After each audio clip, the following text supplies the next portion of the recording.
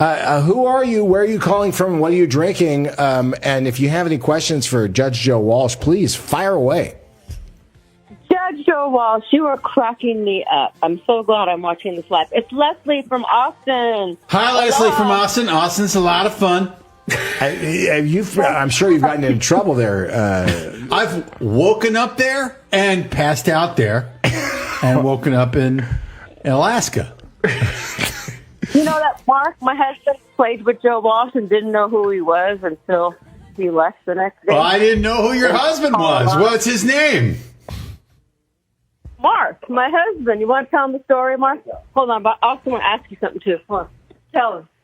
No, I got talked into going to Aspen one year to go skiing, even though I'd never been in snow in my life. You know, I grew up in Hawaii. We've told you that before. But I got invited out to play guitar in this field, and I went out and met these couple of guys, and there was a VW camper with one of those chimeneas next to it. You remember. And these guys started playing, and I met Joe and Dan, and I'm like, wow, these guys are way out of my fucking league.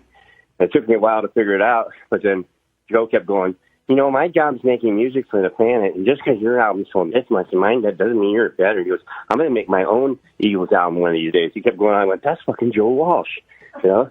And the other guy was Dan Fogelberg. And I'm like, God damn.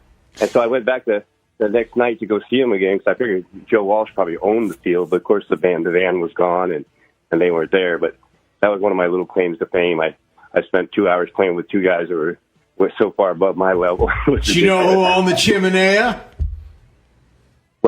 Who owned the Chimenea? I don't know. I John Denver. Oh, I should have figured that out on my own. Yeah.